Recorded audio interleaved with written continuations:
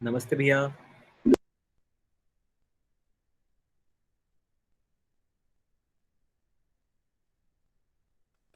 नमस्ते सभी को।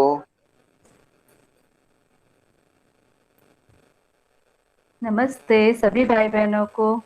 खूब खूब न, प्यार और रक्षाबंधन नमस्ते की दीदी खूब जी। खूब शुभकामनाएं। नमस्ते ये भैया। दीदी। नमस्ते सभी को। नमस्ते दीदी जी। नमस्ते। कैसे रहा रक्षाबंधन सभी का? बहुत बढ़िया दीदी। बढ़िया, बहुत बढ़िया। बहुत बढ़िया दीदी। हम्म।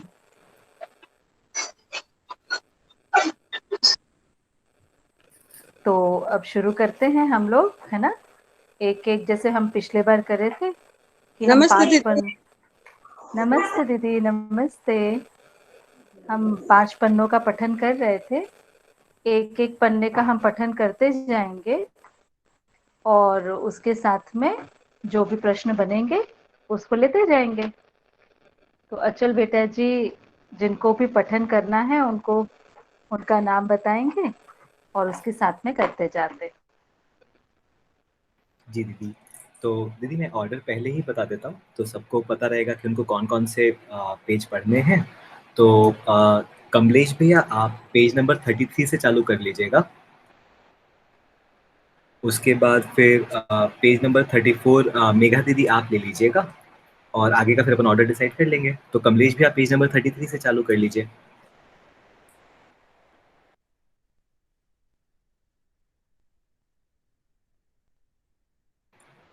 कमलेश भैया आवाज़ आ रही है मेरी क्या? हाँ भैया, आ रहे भी हो। मैं वो हो गया था, बाहर हो गया था। हाँ हाँ, आप पेज 33 से पढ़ना चालू कर दीजिए भैया। हाँ हाँ। ये 32 का नीचे का पैराग्राफ से मैं चालू कर रहा हूँ। जी जी बिल्कुल।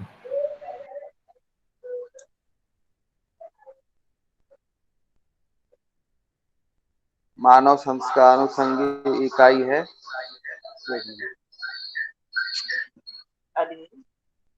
म्यूट करवा दो। मानव संस्कार अनुसंघीय इकाई है। संस्कार समझदारी, ईमानदारी, जिम्मेदारी, भागीदारी का संयुक्त रूप में वर्तमान ही होती है। क्योंकि गलतियां किसी को स्वीकार नहीं है, इसलिए गलतियां संस्कार होती नहीं है।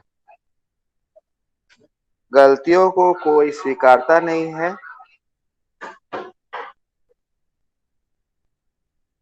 कोई आदमी चाहे 1000 गलतियां किया हुआ हो, किंतु उसे वे गलतियां स्वीकार नहीं है। क्योंकि गलतियां किसी को स्वीकार नहीं है, इसलिए उन्हें कोई आगे पीढ़ी को अर्पित नहीं करता। अतः ना समझे कि परंपरा नहीं बनती। तो इन तमाम गवाहियों के साथ यही निष्कर्ष निकलता है कि समझदारी ही परंपरा सहज स्रोत है।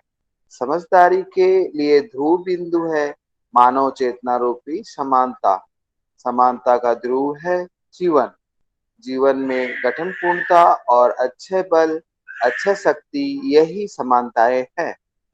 मैं कितनी भी आशा विचार इच्छा करता हूँ, मुझ में आशा विचार इच्छा करने की ताकत बनी ही रहती है।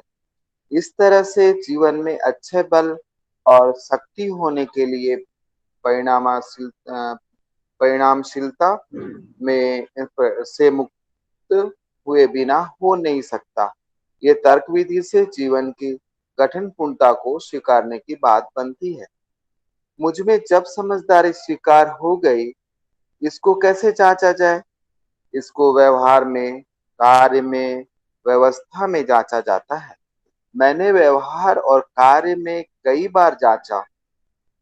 व्यवस्था के रूप में हम स्वयं में जीना, समाधान समृद्धि के रूप में स्पष्ट है। समग्र व्यवस्था अभी भी बनी नहीं है। मानव परंपरा में अखंड समाज व्यवस्था के रूप में जीने के बाद हमारे अनुभव में सह अस्तित्व में जो वस्तु जैसा है उसको वैसा ही समझने वाली बात का परंपरा रूप में प्रमाण ही है। अनुभव के लिए पुनः प्रमाण मिलता जाता है। हमारा अनुभव बुलंद होता रहता है। इस ढंग से अनुभव मूलक विधि से जीने वाली बात आई। इस तरह निष्कर्ष निकला, मानव समझदारी पूर्वक अनुभव मूलक विधि से व्यवस्था में जीता है। जीवावस्था से, प्राणावस्था बीजानुसंगी विधि से और पदार्थावस्था परिणामानुसंगी विधि से व्यवस्था में रहते हैं। इस मुद्दे पर पहुंचने की समझदारी निश्चित है। यह विकसित चेतना सहित जीना ही है। समझदारी का धारक वाहक निश्चित है। इस कारण समझदारी का प्रमाण निश्चित है। समझदार जीवन ही होता है। समझता जीवन ही है। समझदारी का प्रमाण मानव परंपरा में होता है, क्योंकि मानव शरीर में ही समृद्धि पूर्वक मेधस की रचना पाई जाती है और किसी परंपरा में समझदारी का प्रमाण मिलेगा नहीं। सह अस्तित्व में पूरकता, उदात्तीकरण, विकास क्रम, विकास और जागृति, ये सभी चीज समाई है। इन सभी बिंदुओं को समझने की जो विधि है वह मानव में ही समाहित है। क्षमता भी मानव में ही समाहित है। हाँ भैया, ये हो गया।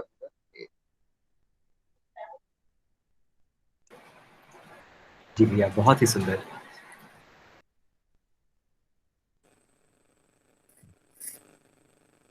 जी, तो इस पन्ने से संबंधित जितनी भी जिज्ञासाएं हैं जो व्हाट्सएप में आई हैं, वो मेरे ख्याल से मधु दीदी आपने ही डाला है। जी दीदी। है ना?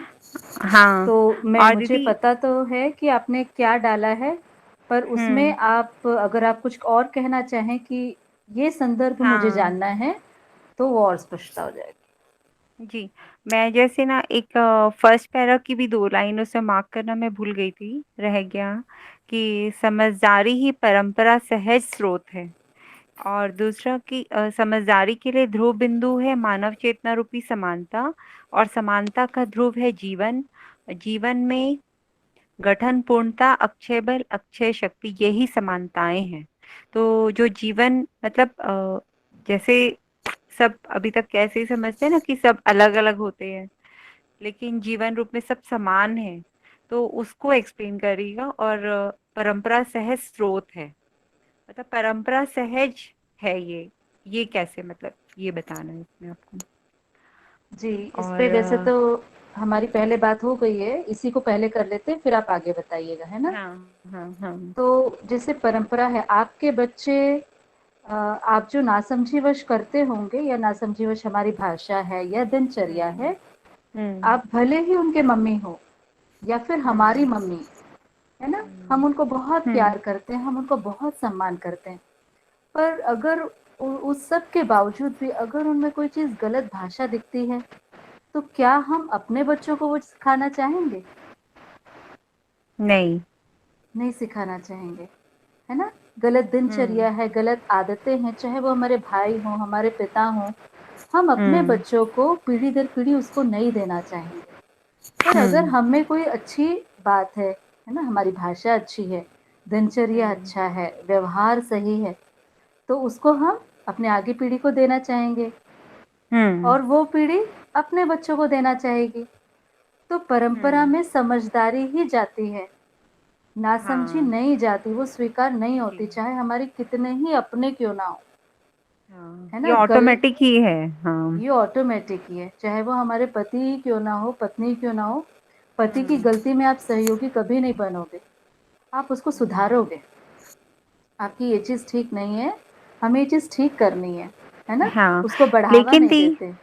हाँ, लेकिन दी गलती जब तक ये समझदारी जो हम लोग कर रहे हैं ये कंप्लीट नहीं होता है, तो गलती है ये कुछ ज़रूरी नहीं है ना। जैसे कि मेरे को पूरा सही का पता नहीं, तो मुझे गलत जो गलती लग रही है वो एक्चुअल में गलती है कि नहीं, ये अपन कैसे मतलब हर एक का अलग अलग वर्जन होगा गलती का। ऐसा भी हो सकता है ना कि किसी को सही लग रहा है, दूसरे को वो गलत लग रहा है, जबकि वो बिल्कुल गलत ठीक नहीं बात है, होता। बिल्कुल ठीक बात है। जब तक सही का पता ना चल जाए, गलती है कि है ना, गलतियों की वैरायटी हो हाँ जाती है और गलती में भी गलत को भी लगता है हाँ मैं सही हूँ, तो हाँ, हमें इसके लिए सही तो का एक पता ही। नहीं तो सही को भी गलत ठहरा सकते हैं। सही चीज जी, चल रही है लेकिन हमें गलत समझ है तो हम उसको भी गलत ही मानेंगे, ऐसा भी हो सकता है। ठीक बात है। तो अभी सही को भी मानना ही है, गलती को हम्म भी मानना ही है। यही हम्म मानना जानने की ओर चला जाए, तब तक है ना, ये कार्यक्रम हाँ, गलती को झेलने वाला, झेलाने वाला कार्यक्रम चलता रहता है। चलता ही है। इस बीच में जो बाबा जी बोले हैं कि जब तक हम पूरे समझदार नहीं हो जाते तब तक हम क्या करें, क्योंकि जीना तो हम्म छूटेगा नहीं। तो बोले हम्म मैं जैसे समाधान समृद्धि पूर्वक जीता हूँ, उसका आप अनुकरण करो। अच्छा। उनके जैसे समाधान के लिए, समृद्धि के लिए, परिवार व्यवस्था के लिए, व्यवहार के लिए, वो जैसे जीते हैं उसको हमको है ना, उनके परिवार के साथ भी बैठना हम्म होगा और लोग के साथ भी हमको इसको देखना होगा। हम्म और ये आपको किताबों में भी मिलेगा, जो उसका हम सही अनुकरण प्रमाणित चलते हो रहें। चुके, हाँ, उनका अनुकरण, वही मैं बोल रही थी कि उनके मतलब बुक्स में ही उनको समझ के उनका अनुकरण अनुकरण कर सकते हैं ना, अनुकरण। जी, हाँ, दी हम लोग जब ये लॉकडाउन खुल जाएगा तब आपके पास आएंगे मिलने। ज़रूर हम लोग एक पार्टी करेंगे मतलब यहाँ हम पे। लोग देखना चाह रहे हैं, अब तो वहां पे देखना मिलना चाह रहे हैं। अभी बाई फेस आपको ठीक से जानते पहचानते हैं कि नहीं पता नहीं। नहीं, हम लोग लेकिन सुचित्रा अब बहन जी हाँ। और हम सोच के रखे हैं, हमारे पूरे अध्ययन ग्रुप को ज़रूर एक बढ़िया पार्टी अपन यहाँ अरेंज करेंगे, हाँ, बढ़िया एक दूसरे को मतलब अच्छे से सुनेंगे। पार्टी से भी ज्यादा है कि आपको जानना देखना ये सब बहुत मेहनत, तो अनुकरण करने का एक वो प्रैक्टिकल कुछ मिले ना हम लोग को, इसलिए। ज़रूर, ज़रूर। और इसके और आगे जो आपका प्रश्न है कि समझदारी के लिए ध्रुव बिंदु है मानव चेतना रूपी समानता। तो अभी जो बात करें कि मेरी समझ अलग, तेरी समझ अलग, हम्म है ना? तो जब तक हम मानव चेतना में जीने ना लग जाए, है ना? सूचना अलग चीज़ है। हम्म जैसे मेरा भाई ना ब्रह्म कुमारी से जुड़ा है, मेरे पापा कबीरपंथी हैं, है ना? हम लोग हम्म जीवन विद्या इस शिक्षा को फॉलो करते हैं। तो एक समय हम्म शुरुआत में हम लोग अपनी-अपनी समझ को सबसे सर्वश्रेष्ठ मानते थे। हम्म ठीक है? तो मेरी समझ अच्छी है, तर्क में तो जीवन विद्या सबको पीछे छोड़ देता है। अब अच्छा, ऐसा क्या है क्या? हुआ? हाँ, जीवन विद्या में जो तर्क की बात है, परमाणु से लेकर व्यवहार से लेकर, वो कहीं भी नहीं है। तर्क अच्छा। में जीवन विद्या सबको पीछे छोड़ देता है। पर समझदारी के लिए ध्रुव बिंदु क्या है? मानव चेतना रूप में जीना। तो मेरा हम्म भाई है ये मुझे नहीं दिख रहा है। मुझे क्या दिख रहा है? उसके अलग विचार, है ना? हम्म तो हमारे हम्म बीच में मित्रता। आवाज कट रही दीदी। अच्छा, अच्छा। ओके, ये अच्छा किया आप बता दिए, मैं थोड़ा-सा पोज़ीशन चेंज कर लेती हूँ।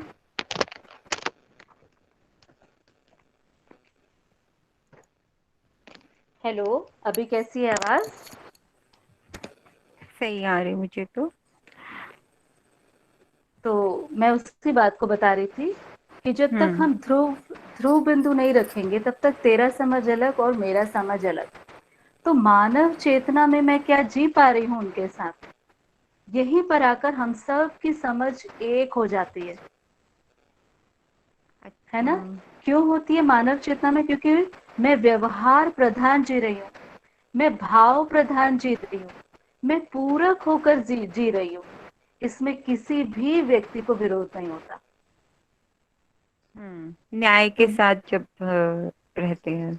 हाँ, तो उस ध्रुव बिंदु को पकड़ना बहुत जरूरी है, नहीं तो सूचना ध्रुव में बिंदु सब अपने मतलब? जैसे हम समझ, जैसे हम अलग अलग, कोई कहता है कि ईश्वर ने सबको बनाया है, हम कहेंगे नहीं, ईश्वर में सभी वस्तु संपृक्त है ना? इसके हम तर्क भी दे दें, पर सेंटर पॉइंट कैसे माने कि ये सेंटर हम सबके लिए समान है, हर मनुष्य के लिए वो समान है, सार्वभौम, सार्वदेशिक और सार्वकालिक। कोई एक सेंटर पॉइंट को तो हमको पहचानना पड़ेगा। तो बातें तो हम कितनी भी कर लें, पर जीने को देखना पड़ेगा, जीने का प्रमाण। ध्रुव बिंदु किसको पकड़े?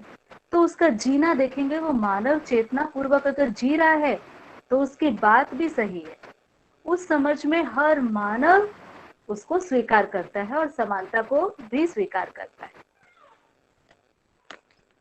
जो सबको स्वीकृत हो जाए, भले ही कैसे भी विचार अलग हो, लेकिन कोई एक पॉइंट पे आके सबकी सेम सहमति बन जाती है उस पे, ऐसे।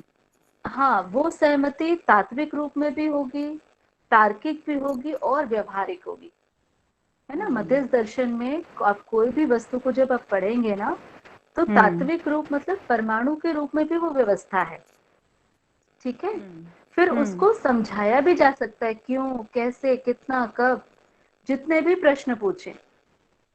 फिर तीसरा है, इसको जिया भी जा सकता है, व्यवहारिक भी है। तो शिक्षा पूर्ण तभी होगी जब वो तात्विक, तार्किक और व्यवहारिक तीनों रूप में समझी जाए।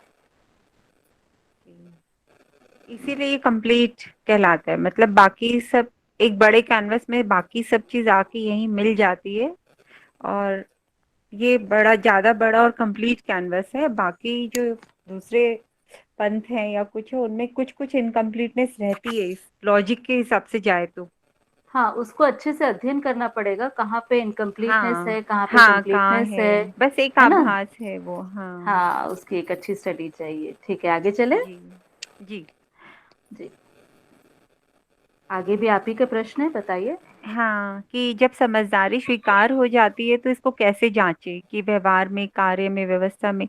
तो एक्चुअली मेरा नहीं, प्रश्न से भी ज्यादा मेरे को इसका थोड़ा निहितार्थ को एक्सप्लेन, मतलब कि इसमें एग्जाम्पल के साथ, कि इसमें जो बोला जा रहा है वो क्लियर हो हमें, उसके लिए मैंने ये अच्छा, लाइन्स डाली हैं। तो अनुभव आ, मूलिक विधि से व्यवस्था में जीता हुआ, ऐसा कुछ मैं डाली हूँ।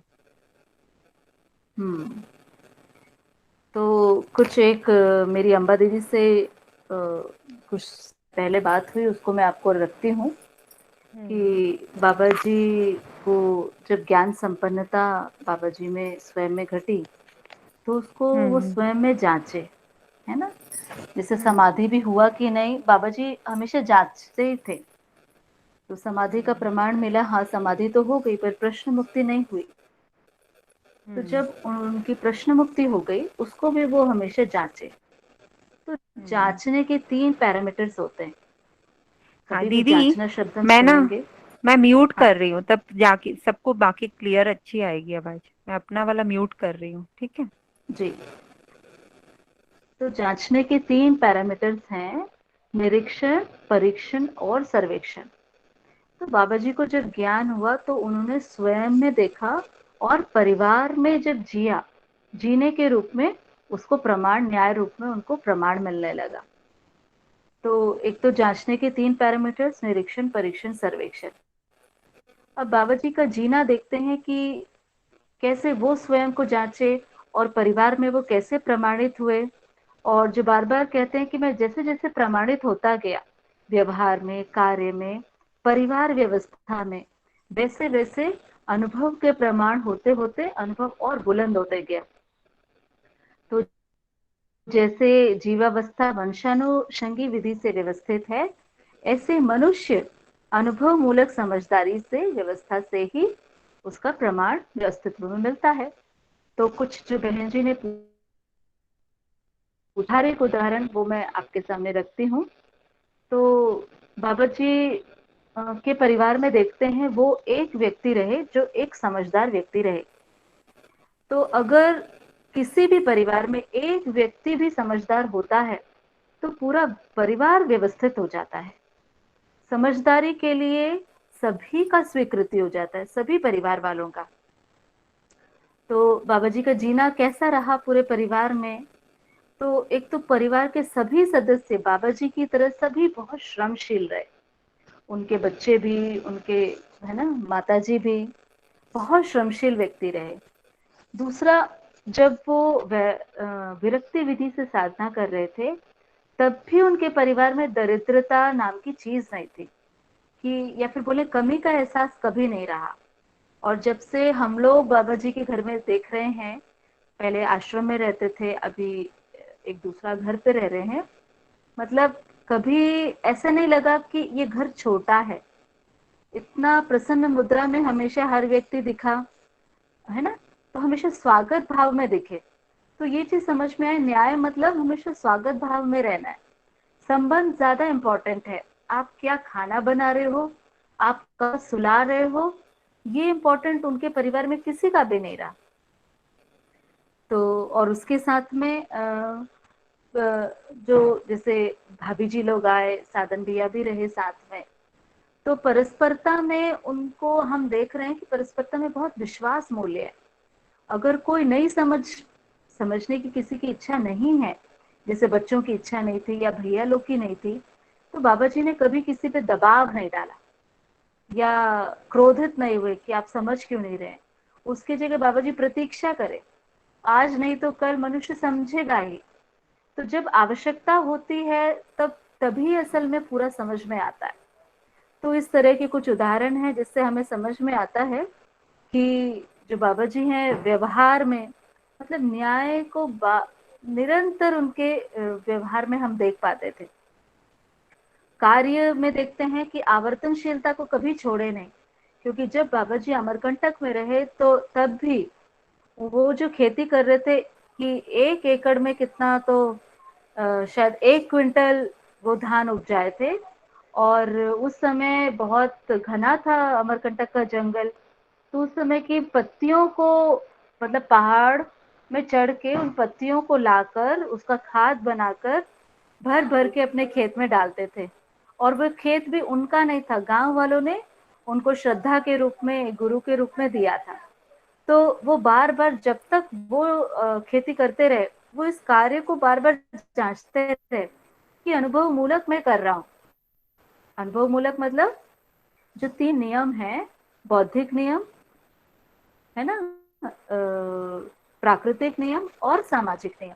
तो कार्य में हमेशा उस प्राकृतिक नियम आवर्तनशीलता को बाबा जी प्रमाण को जांचते ही रहे। फिर बौद्धिक नियम व्यवहार में कि असंग्रह, स्नेह, विद्या, सरलता पूर्वक जीना। उसी तरीके से व्यवस्था, मेरे परिवार में जो मैं जी रहा हूँ, ये व्यवस्था को भी जांचते रहे। क्या जांचे कि परिवार के हर सदस्य तृप्त हैं, भाव से तृप्त हैं, वस्तु से तृप्त हैं, किसी को कमी का एहसास नहीं है। तो ये इस बात को बार बार बाबा जी जांचते रहे। ये उनके लिए समझदारी पूर्वक अनुभव मूलक विधि से व्यवस्था में जीते हुए मानव सुखी रहे, इसकी एक छोटी सी बात अभी मैंने बताई है। जी दीदी। तो दीदी समझना अकेले में होता है और फिर प्रमाण परिवार में होता है, इस तरह से ना, क्योंकि वो अकेले पहले साधना किए, इसको समझे, इसको अनुभव किए, पूरा पा लिए, फिर उसको जीने में परिवार के बीच प्रमाण होता है, जी, ऐसा है ना? तो हाँ, समझना भी सहस्तित्व का हुआ है ना। तो साथ साथ वो हम्म। नेचुरली उस वक्त तो उन्होंने साधना विधि से इसको प्राप्त किया, इसीलिए हम्म। अकेले थे। अध्ययन विधि से ये समूह में ही मुमकिन होगा, है ना। अच्छा। सहस्तित्व जी। विधि से ही हम इसको समझेंगे, साथ साथ जी। समझेंगे और साथ साथ प्रमाणित होंगे और साथ जी। साथ का ही अनुभव होगा। जी, बहुत बढ़िया जी दी। जी, धन्यवाद। तो आगे चलते हैं अगले पेज पे।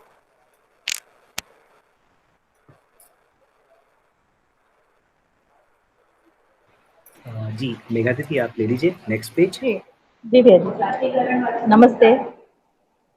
अस्तित्व को समझने का मूल मुद्दा इतना ही है कि अस्तित्व सत्ता में संप्रक्त प्रवृत्ति ही है। ये एक दूसरे के साथ ओतप्रोत और सदा सदा के लिए अविभाज्य, निरंतर विद्यमान, वर्तमान होना पाया जाता है। प्रकृति को व्यापक वस्तु से अलग करने की कोई विधि नहीं है, अलग करने का कोई प्रयोजन नहीं है, अलग हो नहीं सकते। इस तरह अस्तित्व में जो नहीं है उसी उसकी हम कल्पना करके भी कुछ नहीं कर पाएंगे। अस्तित्व में जो है उसी को समझने की बात है, प्रमाणित करने की बात है। अस्तित्व ही 4 अवस्थाओं में व्यक्त है।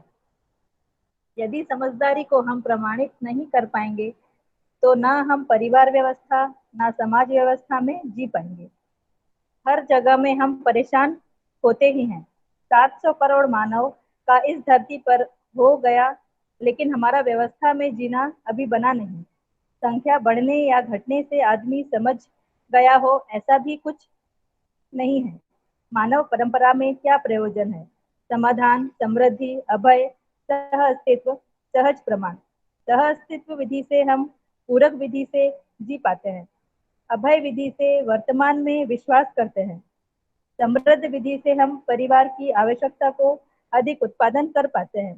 समाधान पूर्वक ही न्याय पूर्वक जी पाते हैं। मानव परंपरा में जो अभी तक मानव परंपरा में अभी तक जो प्रयत्न किया, आशीर्वाद विधि से और भौतिकवाद विधि से, हम दोनों विधि से समझदारी को पाए नहीं। उसका मूल कारण है अस्तित्व सह अस्तित्व के रूप में समझ में नहीं आना। सह अस्तित्व में जीवन व जीवन जागृति को समझने में भूल हो गई। फलस्वरूप जीवन एवं समझदारी की परंपरा बनी नहीं। जब परंपरा बनी नहीं तो व्यवस्था में जीना कहाँ से आएगा?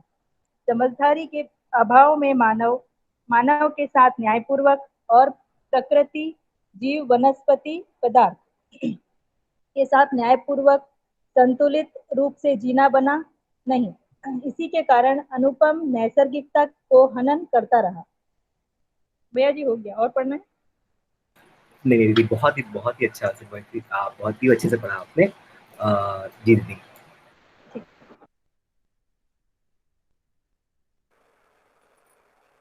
जी, तो इसमें पहला एक उदात्तीकरण एक प्रश्न था। तो ये जिनका प्रश्न था और उनका क्या आशय है इस प्रश्न को लेकर, वो कृपया रख दें।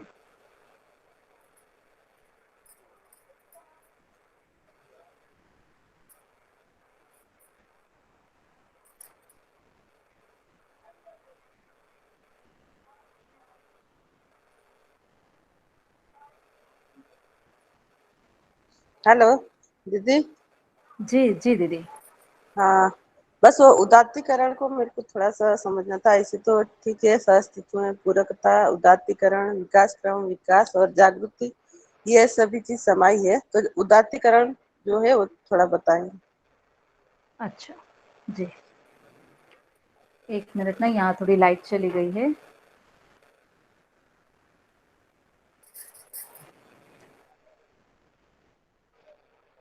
जी, बहुत ही बढ़िया प्रश्न है। सह अस्तित्व में पूरकता, तो पूरकता का मतलब है एक दूसरे के लिए उपयोगी, है ना। जैसे पदार्थावस्था प्राणावस्था के लिए उपयोगी है। पदार्थावस्था की ही सारी चीजें, मिट्टी, पत्थर, मणि, धातु, ये सभी एक दूसरे के लिए उपयोगी है। इसको कह रहे हैं हम पूरकता। ठीक है, तो जब हर वस्तु, हर इकाई एक दूसरे के लिए उपयोगी है, तो एक दूसरे को एनरिच कर रही है ना, एक दूसरे को और एनरिच कर रही है उसकी क्रिएटिविटी के लिए। क्योंकि पूरे अस्तित्व में, पूरी इकाइयों में, है ना, नृत्य है, संगीत है, तालमेल है, एक दूसरे को आगे बढ़ा रहे हैं। किस लिए? कि ताकि एक ऐसी इकाई जो सह अस्तित्व को समझ पाए, उसको देखकर खुश हो पाए और सह अस्तित्व का प्रमाण दे पाए। तो इसके लिए हर इकाई श्रम कर रही है, गति कर रही है, एक परिणाम में आ रही है। तो निरंतर एक दूसरे के लिए पूरक है हर इकाई। तो उसमें हम जब देखते हैं तो एक उदात्तीकरण, एक बाबा जी ने एक भाषा दी है, तो उदात्तीकरण में क्या कह रहे हैं कि जो स्रोत है, जैसे ज्ञानावस्था है, जीवावस्था है, इन सभी का स्रोत मूल रूप में अस्तित्व में है ही।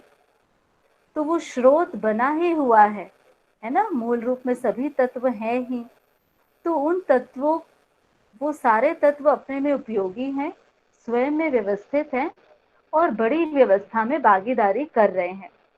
तो ये स्रोत कैसे है, इसका प्रकटन हम अस्तित्व में देखते हैं कि पदार्थावस्था से प्राणावस्था, मतलब पदार्थावस्था एक ऐसी अवस्था है जहाँ पे कोई भी चीज सांस नहीं ले रही, सांस नहीं छोड़ रही, कहीं कोई ग्रोथ नहीं है।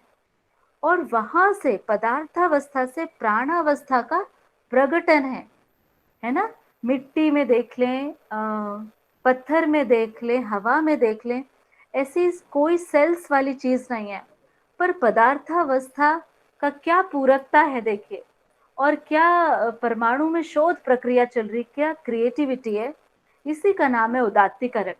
तो पदार्थावस्था से प्राणावस्था का प्रकटन होता है, जहाँ पे प्राणावस्था में अनेक प्रकार की प्राण कोशिकाएं, हार्मोन्स, है ना, डीएनए, और ये इतने सारे, मतलब क्या बोलो, मल्टी टैलेंटेड चीजें, कि ऐसी चीजें जो हम कभी स्वेटर भी बुने तो शायद ऐसी कोशिकाओं की रचना हम ना कर पाए। तो जैसे हम परमाणु की पूरी रचनाओं को अध्ययन जब करते हैं तो कितना सुंदर डिजाइन है, कोशिकाओं का कितना, डीएनए का डिजाइन कितना सुंदर है। तो पदार्थावस्था से प्राणावस्था का प्रकटन ये है उदात्तीकरण। फिर प्राणावस्था से जीवावस्था का प्रकटन ये है उदात्तीकरण, है ना। तो देखिए जीवावस्था, कहाँ पेड़ पौधे और जो एक जगह से दूसरी जगह खिसक भी नहीं पा रहे, है ना, वहां कोई आवाज भी नहीं है। और हम क्या देखते हैं, जीवावस्था एक जीवन नाम की एक वस्तु है जो शरीर को चला रही है। तो जो जीवावस्था की शुरुआत हम स्वेदत से देखते हैं, तो क्या सुंदर नृत्य, देखिए पदार्थावस्था, फिर प्राणावस्था, उससे ज्यादा एनरिच, और सबकी समान भागीदारी है व्यवस्था के लिए। सहअस्तित्व रूपी व्यवस्था बनी रही, इसीलिए किसी की कम भागीदारी या किसी की ज्यादा भागीदारी नहीं है, सबकी समान भागीदारी है। पर शोध उससे भी ज्यादा अच्छा, इसीलिए हमेशा बाबा जी कहते हैं आगे की पीढ़ी आगे ही होगी। तो आज जितना हमने काम कर दिया उससे ज्यादा ही करेंगे लोग। वो चीजें हमें अस्तित्व में दिखती है कि पदार्थावस्था है, उससे और अच्छा प्राणावस्था है, उससे और अच्छी जीवावस्था है, कि जीवन भी उस शरीर को चला रहा है। और जीवावस्था से ज्ञानावस्था, तो जीवावस्था से ज्ञानावस्था मतलब ऐसी इकाई जो कल्पनाशील है, कर्म स्वतंत्र है, सुखी हो सकती है, समझ सकती है, परिवार बना सकती है, संबंधों को पहचानती है। तो ये इसी को कह रहे हैं उदात्तीकरण, कि एक इकाई से, एक अवस्था से दूसरी अवस्था, है ना। और यहाँ कोई जंप नहीं है, ये ऐसे साथ देते देते एक नई रचना बन गई। तो ये कितनी सुंदर पूरकता है। और पदार्थावस्था से प्राणावस्था, प्राणावस्था से जीवावस्था, जीवावस्था से ज्ञानावस्था के रूप और शरीर के प्रकटन क्रिया। तो रूपों को भी हम अलग अलग देख रहे हैं, शरीर भी अलग अलग देख रहे हैं, और अंत में जो ज्ञानावस्था है वो दृष्टापद में हो जाता है। वो है अंततोगत्व सहस्तित्व का प्रमाण, जागृति का प्रमाण। दृष्टापद मतलब देखने वाला, समझने वाला, समझकर फिर से सहस्तित्व पूर्वक जीने वाला। तो इस तरह से ये पूरा उदात्तीकरण की एक पूरी प्रक्रिया को बाबा जी ने बताया है। ठीक है दीदी, बहुत अच्छा है। जी जी, इसमें इस पन्ने पे और किन्हीं की जिज्ञासाएं हो तो वो रख लीजिए। हाँ दीदी।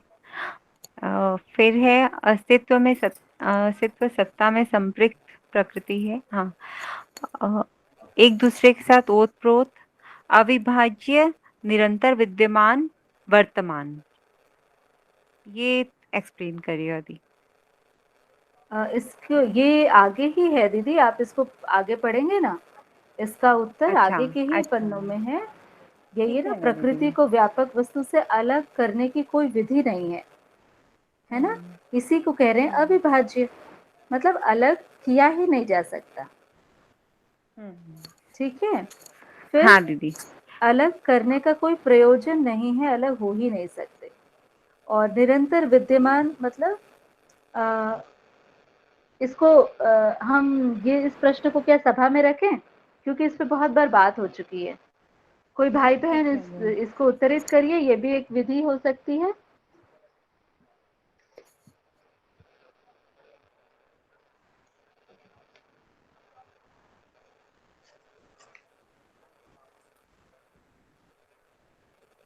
कोई भी भाई बहन रखिए ना।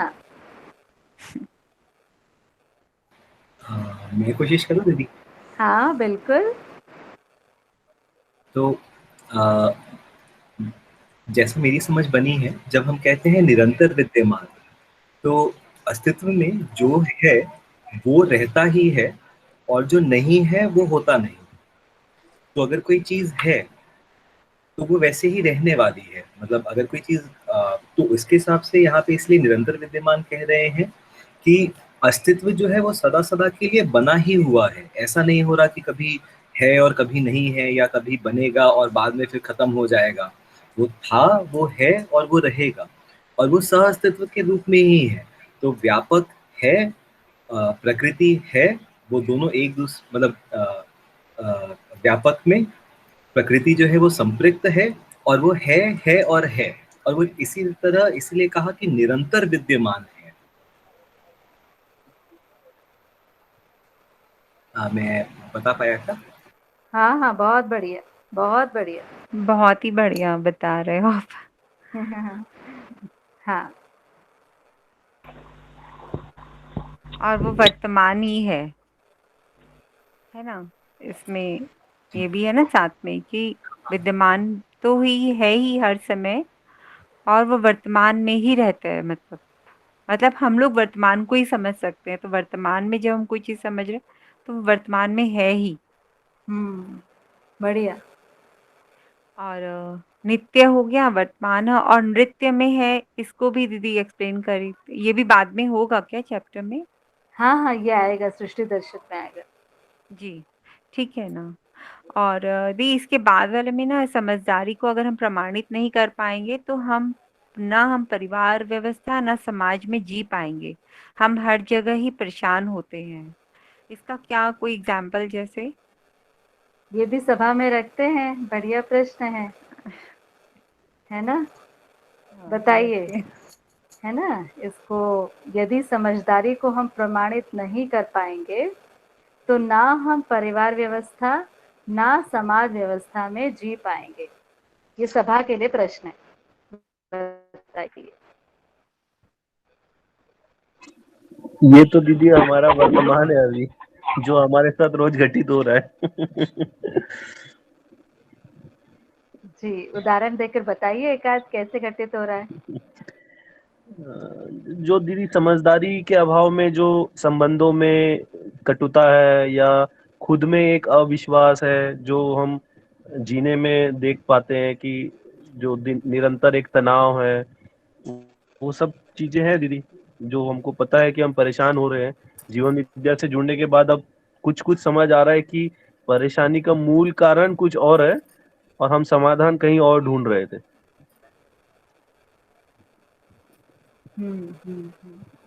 बढ़िया। जी भैया।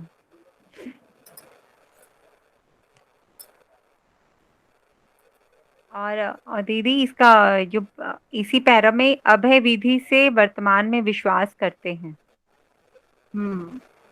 ये लाइन है ना? दीदी अभय। मैं क्या समझ पाया था उस हाँ, नहीं, बिल्कुल यही बात है भैया, इसके नहीं, कितने आप भी बढ़िया विश्लेषण किया बताएं। जा सकते हैं, मूल रूप में इतना ही बात है।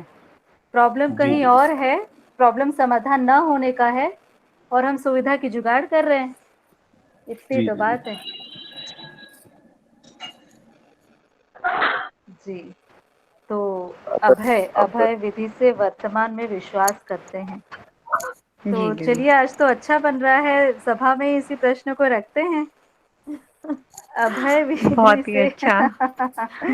है ना? क्योंकि देखिए, सब अध्ययन कर ही रहे हैं, बहुत लोग पहले भी 6 महीने का अध्ययन किए हुए लोग भी हैं हमारे साथ में। ये अभय विधि से वर्तमान में विश्वास करते हैं, मैं जहाँ तक समझा हूँ मैं रख रहा हूँ। जी अभय जी। अभय विधि से मतलब अगर हम समझदारी के लेवल से जी रहे हैं तो हम समझदारी से जो है वो वर्तमान में जीते हुए वो इस विश्वास के रूप में जिएंगे। वो वो काम जो है हमारी समझदारी से ही हो पाएगा। अ, अब अगर अभी हम कहीं ना कहीं भूत भविष्य और वर्तमान से विरोध वाली स्थिति में जी रहे हैं, ना समझी में, और वो अगर जी समझदारी में रहेंगे तो वो जो है अपना विश्वास बनेगा, और उसमें जो है जी। भय नहीं रहेगा मतलब वर्तमान से। बस इतना ही। हम्म। मैं पता नहीं कैसा रख हम्म। पाया। नहीं नहीं, बढ़िया है, हाँ काफी अपन अच्छा रख रहे हैं जी। जी दीदी मैं बताऊं, बस मतलब मैं जी अपनी समझ से जो बता रहा हूँ। जी। जैसे अभय विधि से वर्तमान में विश्वास करते हैं, तो जैसे वर्तमान बोल रहे हैं, इसका मतलब वर्तमान में जो भी कार्य किया जा रहा है हम्म। वो कुछ कार्य जो भविष्य में कुछ होगा। अगर हम अभय भयग्रस्त रहेंगे तो वर्तमान में जो भी कार्य करेंगे तो किसी भय से समाहित होगा कि हमें बाद में क्या, ये जो कार्य है कर रहा हूं या जो हो रहा है इसका परिणाम क्या होगा, मैं उस परिणाम से भयग्रस्त हो जाऊंगा। अगर मैं बहुत अभय बढ़िया। अभय में रहूंगा तो जो मैं कार्य कर रहा हूँ वो वर्तमान में ही मैं अभय पर अग्रसर होऊंगा, तो मैं पता रहेगा कि जब होने वाला होगा इसका परिणाम भी होगा, वो भी पूर्ण ही होगा या सही होगा। हम्म। मुझे लगता है कि ये बहुत ऐसा होना बढ़िया। चाहिए। हम्म। आप दोनों की बात, कमलेश भैया की बात, कमलेश भैया ने उस बात को रखा, आपने उसको और जीने के लेवल पे और सुंदर रखा। और भी कोई रखिए। बहुत बढ़िया।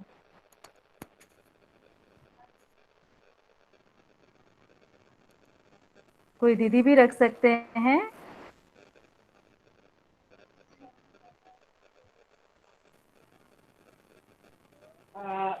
हम वर्तमान में अभय से जिए। एक मिनट, मैंने सोच के रखा है। अभय विधि से वर्तमान में विश्वास कर, नहीं यही था ना जी। हाँ, वर्तमान विधि में ही हम रहें तो हमारी आगे की इनसिक्योरिटीज नहीं आती। हमें एक हम जिम्मेवार, अपनी जिम्मेवारी भी उठाने के लिए, मतलब मेरे को इसको जिम्मेवारी के साथ मैं इसको जोड़ रही हूँ कि हम आज जो है वो या तो भूत में जीते हैं या भविष्य में जीते हैं। और जब हम वर्तमान में जीने लगते हैं तो अभयता आती है। ये मैंने प्रयोग करके देखा है अपने ऊपर, और उसका विश्वास बनता है बहुत, मतलब और इतना जो हम भय में जीते हैं वो थोड़ा सा कम, मतलब उसमें फर्क आता है। क्या मैं ठीक रख पा रही हूँ? जी जी, एक जिम्मेदारी वाली बात आप कह रहे थे, उसको थोड़ा एक्सप्लेन करिए, वो बहुत इंपॉर्टेंट बात है। क्योंकि आज अभी तक जो हम जीवन जी रहे हैं, हम जिंदगी को ब्लेम गेम में ज्यादा जीते हैं। अपने ऊपर से हम जिम्मेदारी का पल्ला हर वक्त झाड़ते हैं। तो ये मेरी पकड़ में आया कि जब तक हम वर्तमान में जीना शुरू नहीं करते तब तक ये जिम्मेवारी वाला जो भाग है ये पूरी तरह से व्यक्त नहीं होता। और मैं अब देख पा रही हूँ अपने अंदर कि कैसे जिम्मेवारी वाला भाग जो है वो मेरे अंदर और मतलब गहराता जा रहा है, and I am able to do it बहुत आराम से, कोई प्रॉब्लम नहीं। इसमें मुझे काफी अच्छा लग रहा है और मुझे अपने अंदर एक विश्वास लगा, और ये विश्वास मतलब ये एक सुखद स्थिति दे रहा है मुझे। जी। आई डोंट नो, मैंने कम आई थिंक कम बराबर नहीं बोला। जी। तो मधु दीदी, आपको आपका उत्तर मिला? हाँ जी दीदी, कुछ कुछ समझ आ रहे हैं। हाँ, नहीं बहुत ही अच्छा रखा सभी भाई बहनों ने हाँ, बहुत समझदारी की भी बढ़िया बात रखा रखी है। कि मेन है ना, काफी मेन आधार तो व्यवहारिक भी है। समझदारी ही है। हाँ हाँ, और हाँ जिम्मेदारी की बात है। वर्तमान में जितना जिम्मेदारी पूर्वक जीते हैं, अभयता को हम निश्चित रूप से अनुभव कर पाएंगे। जी। दीदी मुझे तो लगता है कि ये जो चारों चीजें हैं वो सब एक दूसरे से जुड़ी हुई हैं दीदी। एक दूसरे के बगैर वो सार्थक नहीं है। समाधान, समृद्धि, अभयता और सहअस्तित्व चारों एक साथ ही प्रमाणित होगा ना दीदी। जी।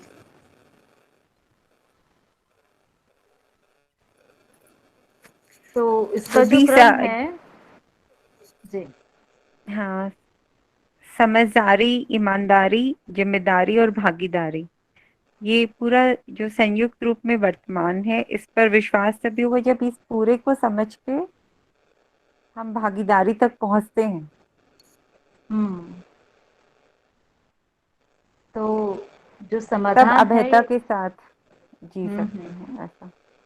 हाँ, तो ये बहुत क्लियर इसमें लिखा भी है, समाधान स्वयं की एक स्थिति है, समृद्धि परिवार में प्रमाणित होती है। तो ये जो समाधान और समृद्धि है, ये जो मानव के 4 लक्ष्य बताए हैं, ये आधे तो परिवार में ही हो जाते।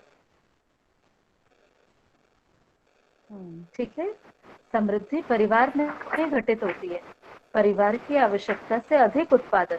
तो जो समृद्धि है, आवश्यकता से अधिक होने का भाव, ये नौकरी विधि से हो नहीं सकता, व्यापार विधि से हो नहीं सकता, ये उत्पादन और सेवा विधि से ही हो पाएगा।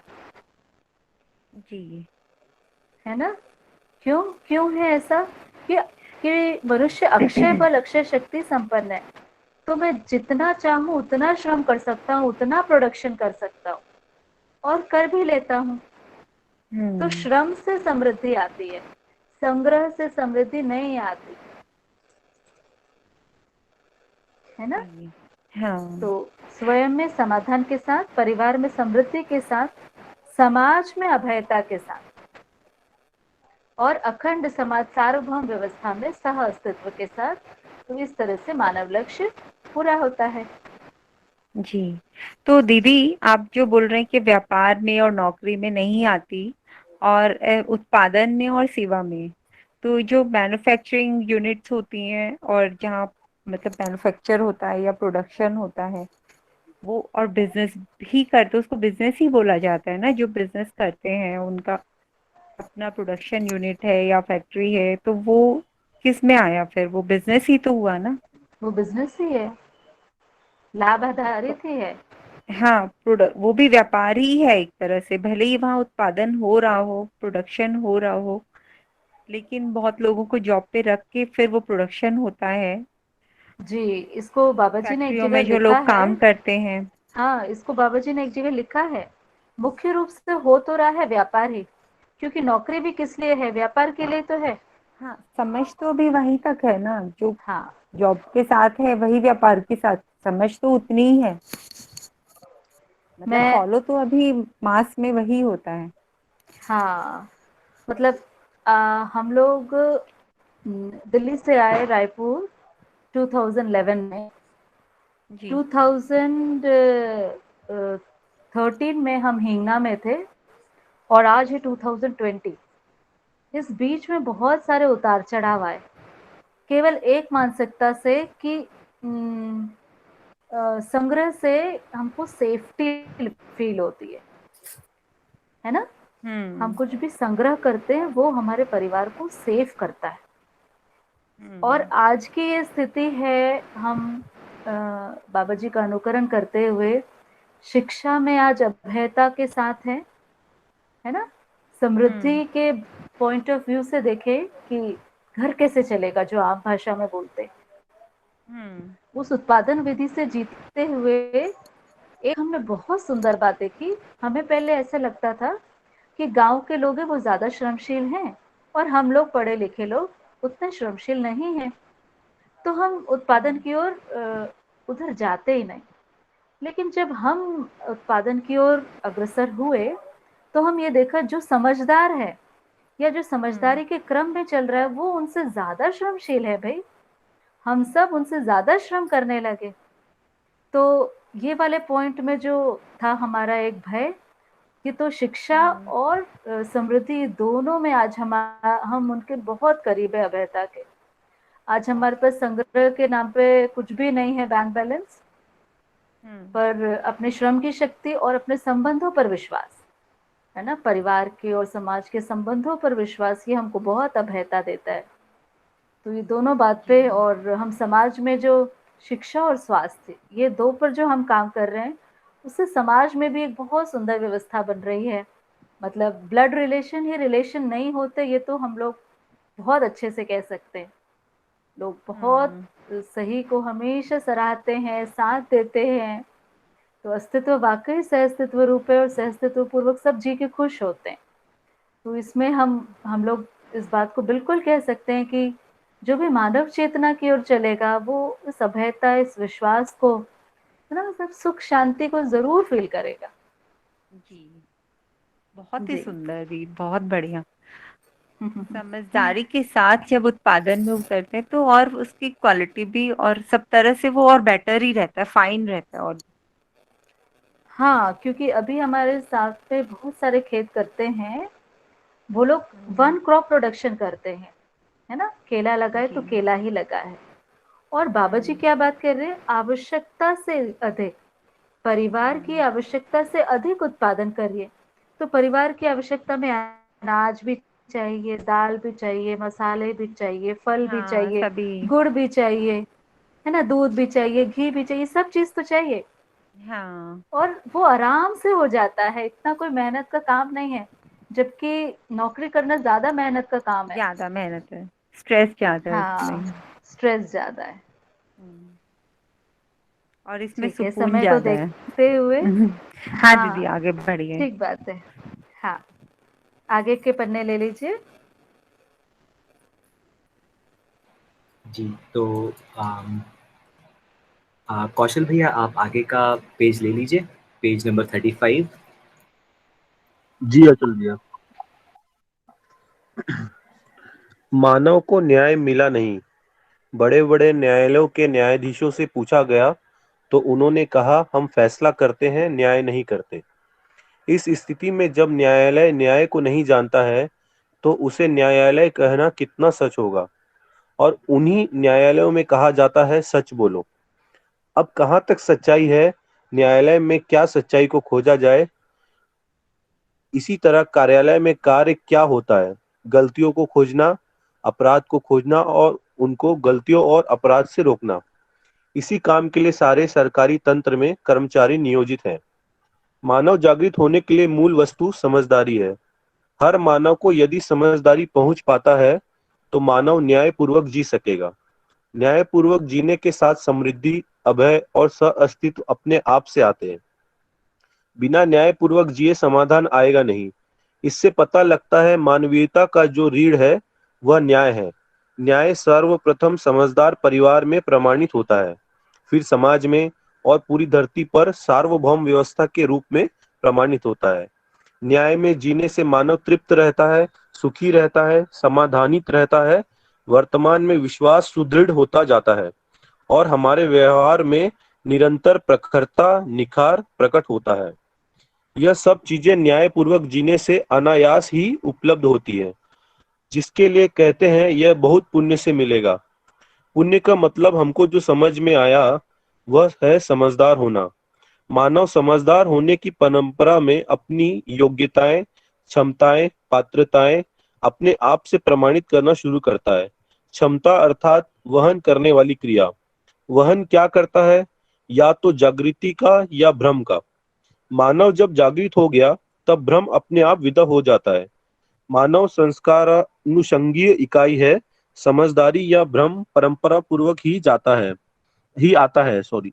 मानव संतान में उसकी परंपरा जन्म से ही विद्यमान होने के कारण वे गुण उसमें प्रचलित प्रेषित हो जाते हैं।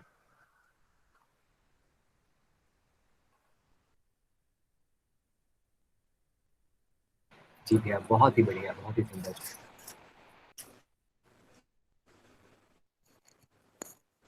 जी, तो प्रश्न रख लेते हैं, समय को देखते हम में चलते हैं।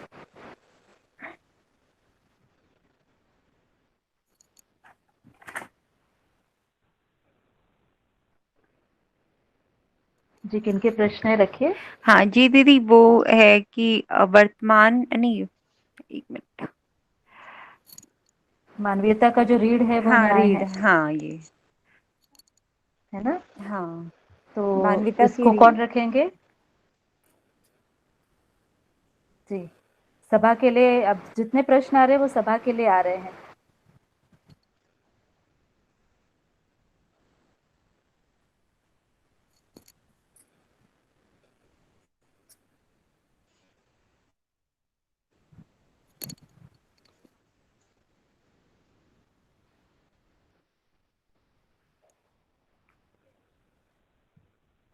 न्याय पर बहुत बार चर्चा हो चुकी है, बताइए कोई भी।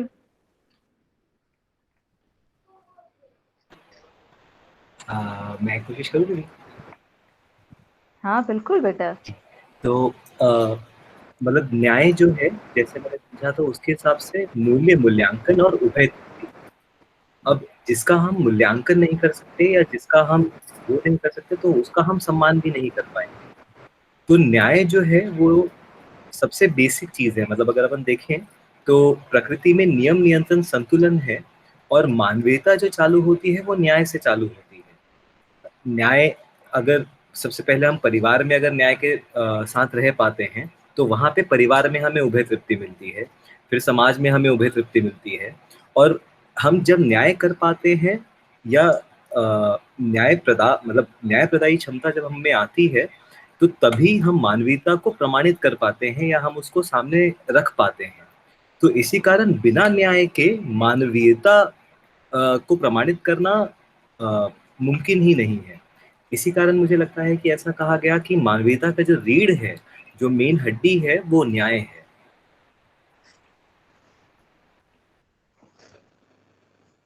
बढ़िया, बहुत बढ़िया बताया।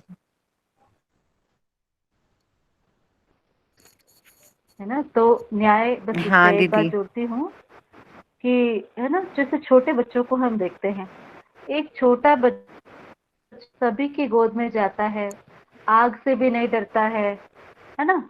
सब चीज को मुंह में डालता है और वो सही करना चाहता है, जैसे माता पिता करते हैं वैसे करता है, वो जैसे व्यवहार करते हैं वो भी करता है।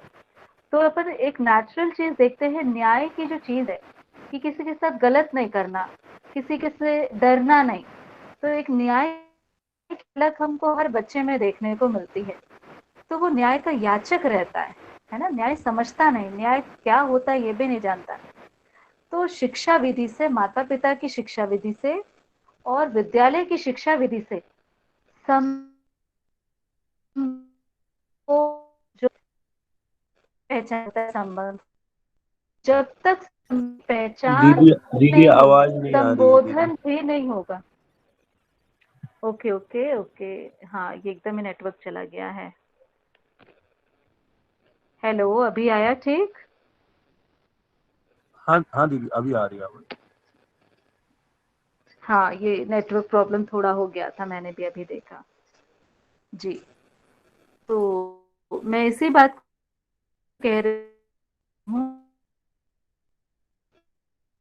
हमारे संबंधों के साथ वो परिवार में खुशहाली पूर्वक जीता ही है, पर संबंधों का शिक्षा नहीं मिलने से न्याय का वो याचक ही रह जाता है। तो संबोधन की शिक्षा, संबंधों की शिक्षा, ये इतनी अनिवार्य शिक्षा है, क्योंकि मनुष्य न्याय, धर्म, सत्य, इन 3 दृष्टियों में ही मानव चेतना में जी पाएगा। प्रिय हित लाभ की दृष्टि से जी सकता। संबंध की पहचान, ये अगर हम में देखें, मनुष्य न्याय एक दिन 5वीं या 10वीं आते आते न्याय प्रदायी क्षमता उसमें आ जाएगी। तो न्याय घटित होने के लिए स्वयं में भी परस्परता में संबंध, इसका पूर्ण ज्ञान, अगर सात संबंध की पहचान नहीं है तो कोई मूल्य नहीं बहने वाले। जो भी हो रहा है वो भाषा है या संवेदनशीलता है। इसलिए सातों संबंध का ठीक से मूल्यों से ज्ञान, ये होने से न्याय और बारंबार इसका अभ्यास, न्याय घटित होने के लिए सबसे जरूरी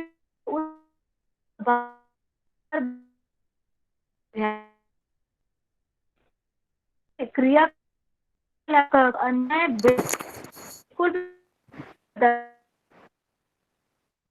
अगर दीदी आवाज नहीं आ रही है। चीज है जो है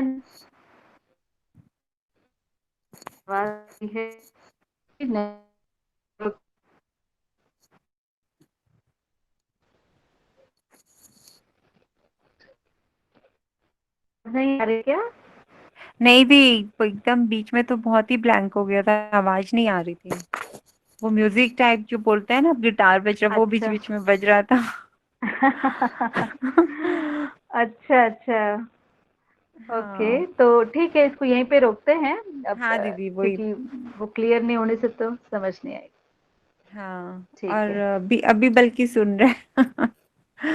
ठीक है नदी, आगे बढ़ते थे, हाँ समय हाँ का भी है। नेक्स्ट पेज जिस जी। जो रीड करेंगे कर सकते हैं। तो नेक्स्ट पेज शुरू करें। जी, तो रेखा दीदी आप ले लीजिए नेक्स्ट पेज, पेज नंबर 36।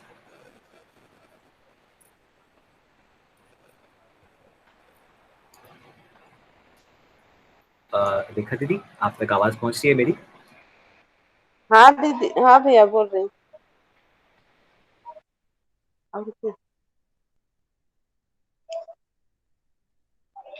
अनु, और तो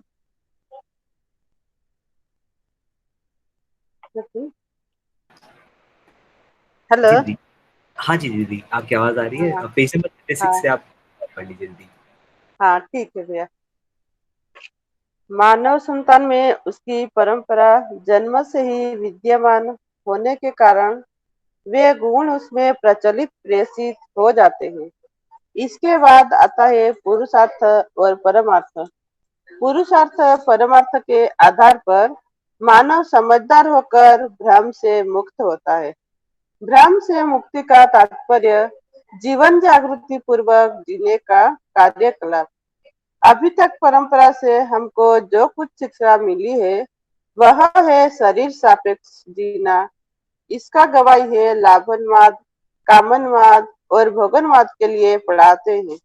जबकि मानव जीव और पशुओं से भिन्न है, भिन्न प्रकार की प्रवृत्ति वाला है।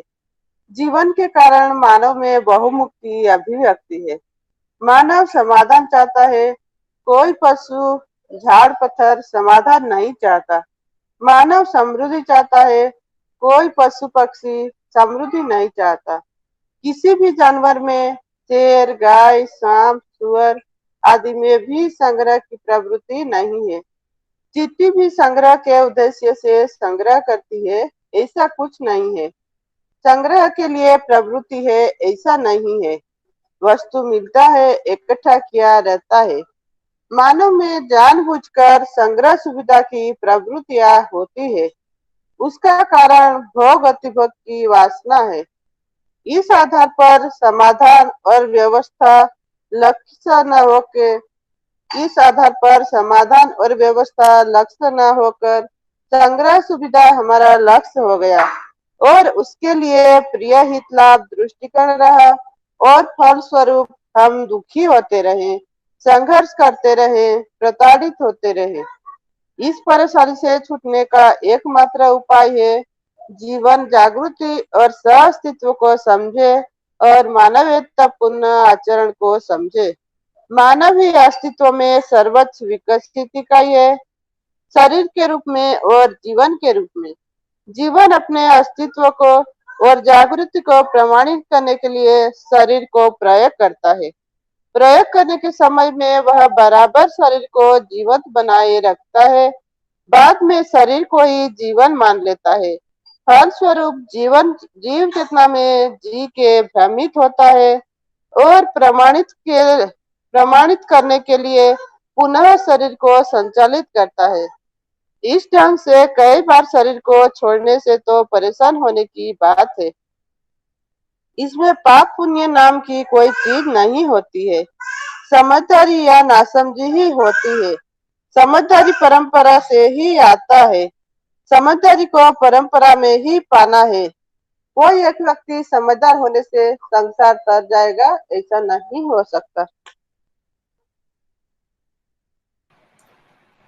बहुत ही बढ़िया दीदी, बहुत ही। हाँ ठीक।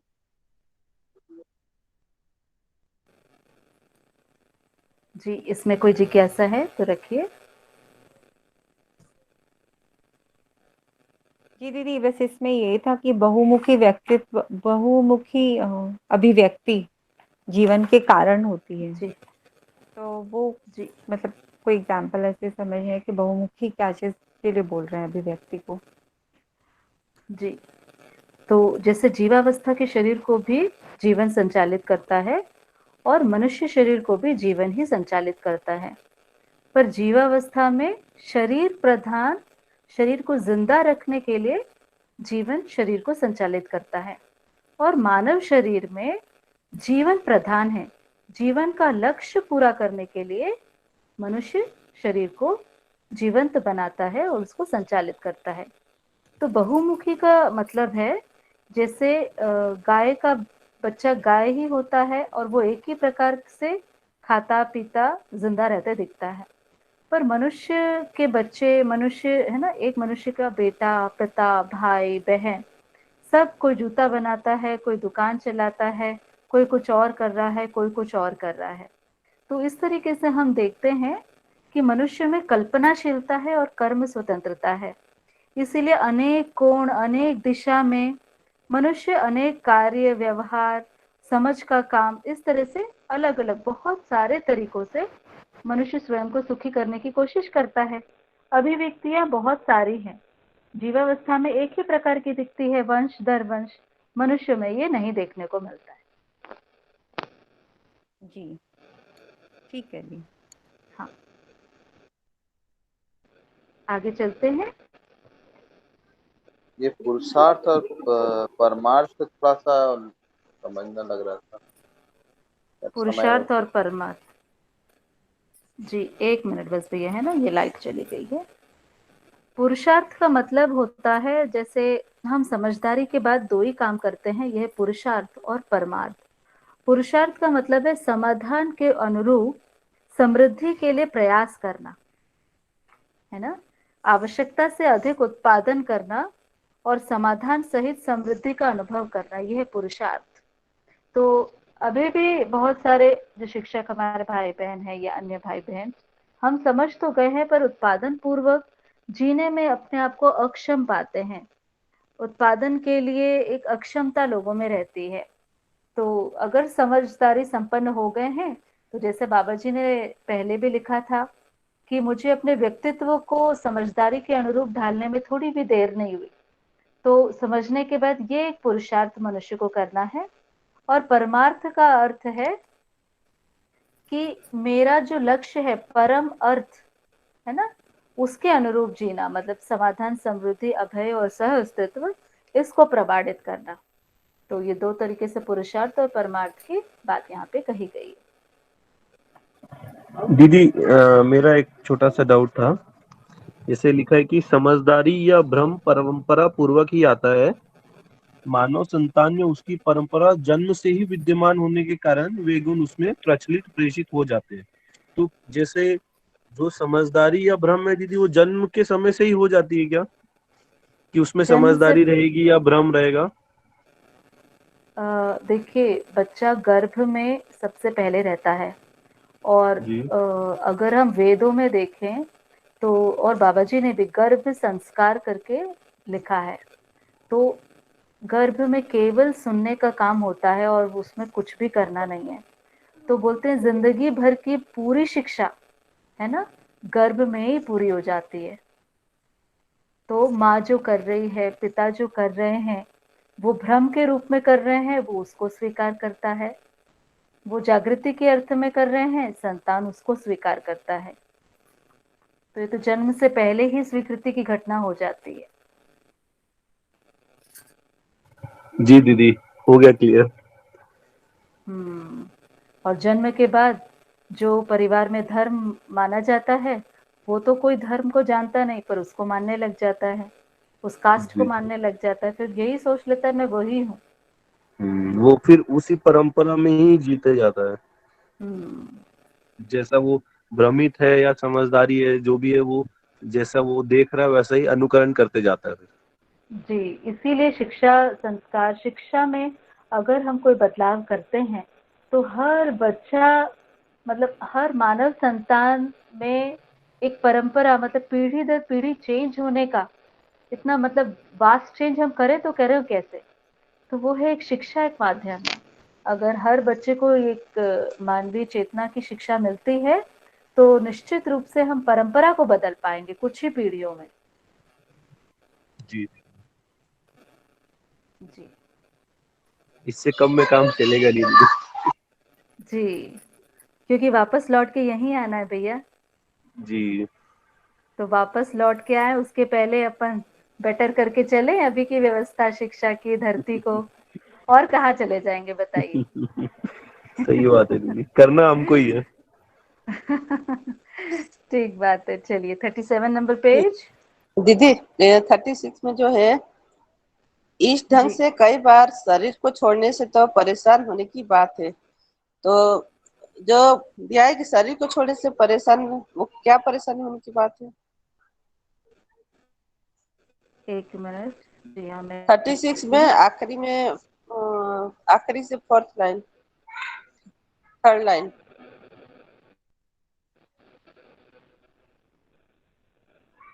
जी जी। इस ढंग से तो कई बार शरीर को छोड़ने से परेशान होने की बात है।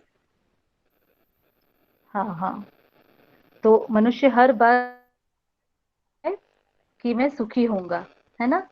फिर सुख अगर नहीं मिलता तो फिर शरीर को छोड़ता है, फिर पुनः जन्म लेता है कि मैं सुखी होऊंगा। और जब शरीर चलाता है तो पाप पुण्य के जो धर्म का जो जंजाल है, तो पाप पुण्य के नाम पर फंस जाता है उसी क्रियाक्रम में। तो बाबा जी आई कह रहे हैं कि हमारे लिए मुख्य कार्यक्रम शरीर लेना या शरीर छोड़ना नहीं है, है ना?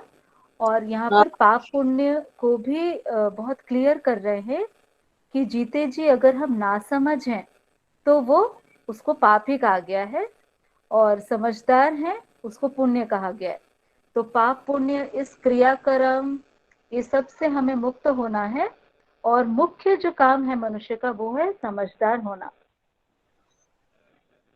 है ना? समझदारी परंपरा में ही आती है। तो शरीर चलाना, शरीर छोड़ना, ये तो एक बारंबार की घटना है। ये अस्तित्व में एक प्रावधान है मनुष्य के लिए कि आपको नया शरीर मिलेगा ही, पर शरीर लेकर क्या करना है? तो समझदारी के लिए ही काम करना है। इसी बात पे ध्यान दिला रहे। ठीक है दीदी, बहुत अच्छा। जी, तो हम आगे का पन्ना ले लेते हैं। जी दीदी। तो शालिनी दीदी आप ले लेंगी क्या नेक्स्ट पेज, पेज नंबर 37? हाँ जरूर भैया, एक सेकंड। ऐसी कल्पना ने ही इसको भयभीत निरीही बनाया। मानवीयतापूर्ण आचरण में हर मानव अपने में स्वधन, स्वनारी, स्वपुरुष, दयापूर्ण कार्य व्यवहार के रूप में जी पाता है। इस तरह जीने से हमारे तन मन धन का सदुपयोग, सुरक्षा करना भी बनता है। और जब ये दोनों सजते हैं तो उस स्थिति में संबंध, मूल्य, मूल्यांकन, उभय तृप्ति भी अपने आप से प्रमाणित होता है। इस ढंग से मूल्य, चरित्र, नैतिकता के संयुक्त रूप में मानव का आचरण व्याख्यात होता है। तन मन धन रूपी अर्थ का सदुपयोग, सुरक्षा होना ही नैतिकता है। संबंधों को पहचानने की विधि से ही मूल्यों का निर्वाह होता है। जैसे कोई भी आदमी अपने पिता के संबंध को, माता के संबंध को, गुरु के संबंधों को व्यवस्था के अर्थ में पहचानते हैं, मूल्य यानी भाव अपने आप बढ़ने लगते हैं। फलस्वरूप मूल्यों का निर्वाह होता है। जहां संबंधों को पहचानते नहीं है, वहां कोई मूल्यों का बहाव होता नहीं है। उदाहरण, रेल के डब्बे में कोई बैठा है, एक अजनबी आता है, तब उनका हाथ पैर अपने आप लंबा हो जाता है। इच्छा होती है यहाँ कोई न बैठे। वहीं थोड़ी देर बाद कोई पहचान का आदमी आ जाता है तो अपने आप से उठकर खड़े हो जाते हैं, उनको बैठने देते हैं। इस तरह संबंधों की पहचान एक बड़ा काम है। संबंधों के बारे में अध्ययन प्रयोजन के आधार पर होता है। जैसे माँ का संबंध पोषण प्रधान रूपी प्रयोजन के आधार पर, पिता का संबंध संरक्षण प्रधान रूपी प्रयोजन के आधार पर अध्ययन किया जाता है।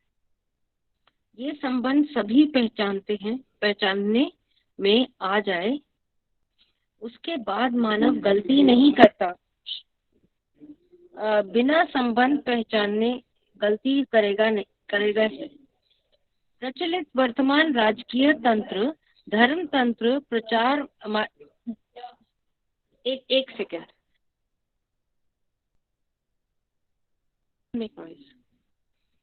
इसलिए वर्तमान मैं यही थी ना, एक सेकेंड। हाँ, प्रचलित वर्तमान राजकीय तंत्र, धर्म तंत्र, प्रचार माध्यमों को देखने से पता लगता है कि सब अपराधियों के लिए बना है। ये दोनों अपराधियों को तारने में अपने अपने ढंग से लगे हैं। ये सब तंत्र मानव को समझदारी दे नहीं पाया। हर मानव समझदार होना चाहता है, ईमानदार होना चाहता है, ईमानदारी का रास्ता दिखा नहीं पाए। हर आदमी जिम्मेदार होना चाहता है, जिम्मेदारी का प्रयोजन परंपरा में दे नहीं पाए। लोगों ने शुभ की कामना की, सबका शुभ हो, सबके परिवार हो, सबका मंगल हो, इस प्रकार की बातों को तो सब लोग दोहराए ही है। मेरा हो गया अचल भैया? अचल बेटा, मैंने जी कंप्लीट। दीदी। Thank you. जी, तो इसमें किसी के प्रश्न तो आए नहीं थे। अभी कोई इस पर कुछ बात रखनी है क्या किसी को?